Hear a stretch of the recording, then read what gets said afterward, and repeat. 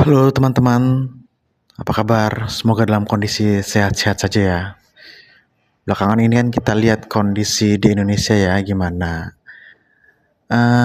Sangat tidak ideal pemerintah melakukan banyak-banyak kebijakan yang mungkin tidak lain dengan apa yang diinginkan masyarakat. Masyarakat pun berdemo dan ya seperti biasa, seperti semua kegiatan demo itu pasti ada yang mensusupi sehingga akhirnya ada penjarahan segala macam. Oke lah, penjarahan itu mungkin adalah salah satu masa yang mungkin dibayar atau disusupi. Namun kan pertanyaan besarnya, bukankah masa atau orang-orang yang dibayar ini dalam tanda kutip yang menjarah-menjarah ini merupakan rakyat Indonesia juga? Maksudnya mereka kan bukan diimpor dari warga negara lain, didatangkan ke Indonesia untuk menjarah. Mereka kan warga-warga sekitar juga gitu. Kalau mau dibilang, gampangnya ketika mahasiswa atau masyarakat mendemo kebijakan DPR agar DPR membuat kebijakan yang lebih baik, sebenarnya kalangan masyarakat yang mereka bela ya salah satunya masyarakat yang menjarah ini gitu. Terlepas mereka dibayar atau mendapatkan broadcast, tapi kan kembali lagi mereka tidak dipaksa untuk penjara. Mereka diberi tawaran, ada kesempatan untuk penjara, mau apa tidak. Dan kontrol itu kan sebenarnya harus ada di mereka. Nah, pertanyaannya, apakah orang-orang yang menjara ini merupakan gambaran keseluruhan mentalitas rakyat Indonesia atau hanya sebagian kecil? Nah, gue juga nggak tahu itu gimana datanya, gue juga belum tahu, belum lihat. Kalau ada yang punya boleh share di komen atau beri penjelasan atau buat gue paham kenapa hal ini terjadi, oke? Nah, dari sini gue ngelihat bahwa ini tuh udah sangat gak bisa diperbaiki ya. Oke, gue berasumsi bahwa sebagian besar masyarakat 50%-nya, sekitar 50% lebih dikit mempunyai mentalitas seperti yang menjarah ini. Oke, bagaimana cara memperbaiki negara ini? Karena suka tidak suka, diakui tidak diakui, walaupun memang pahit, DPR itu mencerminkan bagaimana masyarakatnya. Gue selalu percaya bahwa jika kita ingin mendapatkan parlemen yang kayak di Jepang, ya setidaknya masyarakat harus mirip dengan masyarakat yang ada di Jepang. Jika kita ingin punya masyarakat seperti di Swiss atau Skandinavia, ya masyarakatnya juga harus mempunyai pola pikir dan pola perilaku seperti di masyarakat Swiss dan Skandinavia. Karena nggak mungkin kita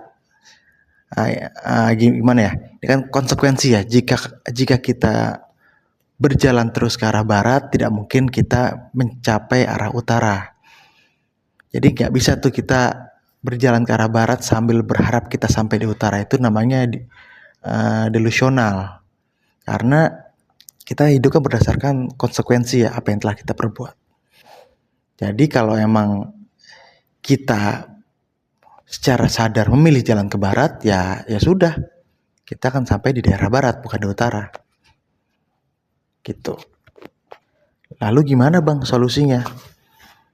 Sejujurnya gue nggak bisa membayangkan kalau solusi jangka pendeknya ya. Generasi yang sudah dewasa sekarang sudah terlalu terlambat untuk bisa diperbaiki. Dalam artian ini,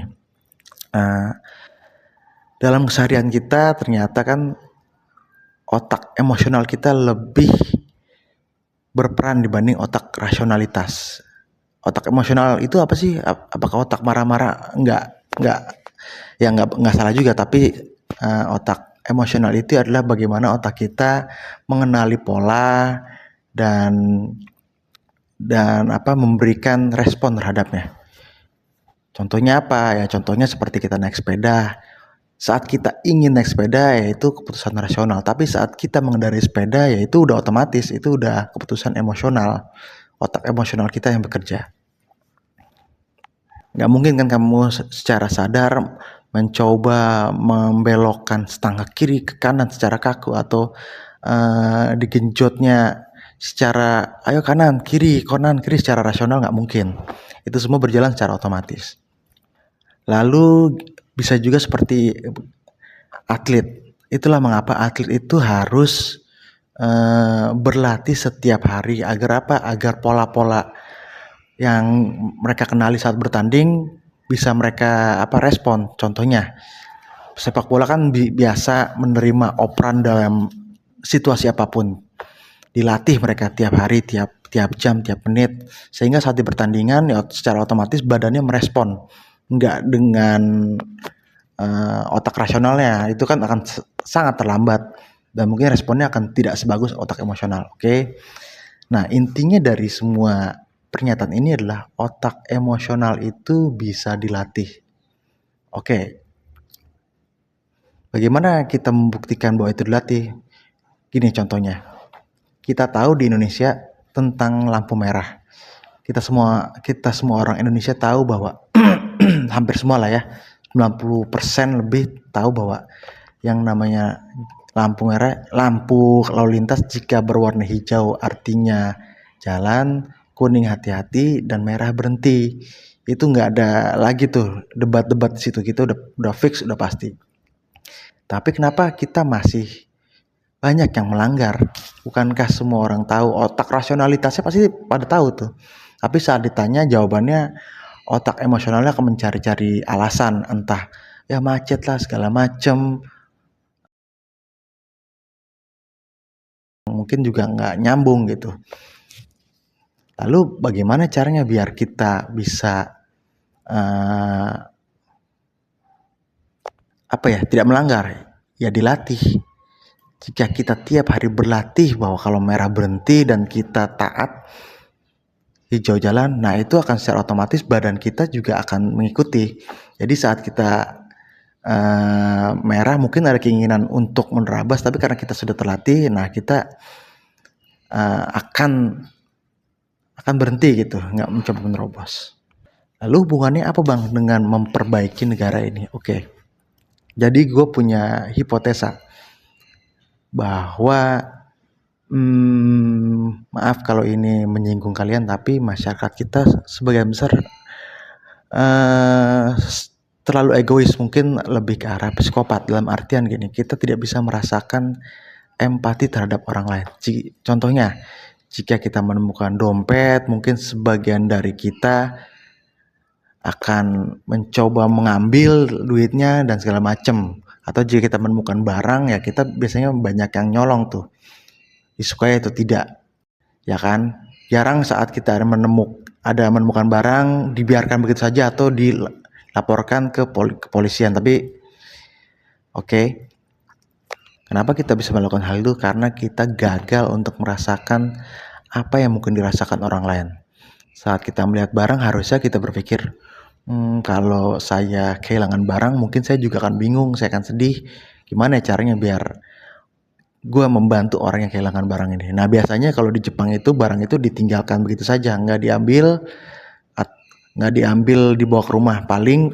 Paling banter tuh dibawa ke kantor polisi. Jadi secara SOP orang yang kehilangan barang biasanya akan mencoba ke arah pos polisi terdekat untuk menemukan barang tersebut. Nah, oke. Jadi kemampuan untuk mengenali empati ini harus dikenalkan dari sejak kecil di seluruh negara Indonesia. Jika seluruh warga negara Indonesia bisa mengenal empati, nanti itu turunannya akan banyak membantu banget. Contohnya, jika kita sudah bisa mengenalkan antri terhadap anak kecil, secara tidak langsung kita mengenalkan bahwa hak kita itu ya tidak boleh mengambil hak orang lain, dalam artian menyerobot. Nah, dari hal seperti itu akan banyak turunannya nanti, seperti kalau kita sudah tidak terbiasa mengambil hak orang lain, seperti tidak masuk jalur busway, atau tidak pakai calo saat bikin SIM, atau apalagi ya, tidak melanggar lalu lintas seperti tadi, lebih taat, dan mungkin turunannya dan kita tidak terbiasa untuk melakukan korupsi.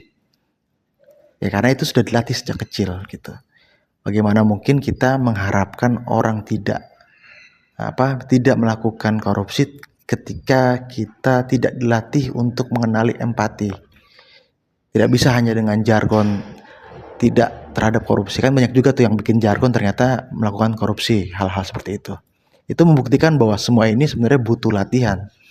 Nah, tantangannya adalah bagaimana jika anak-anak kita nanti sudah bisa mengenali empati, namun di kenyataannya mereka banyak tantangannya, challenging, seperti ternyata di rumah konsep mengantri itu tidak diimplementasikan, atau saat kita berdiri di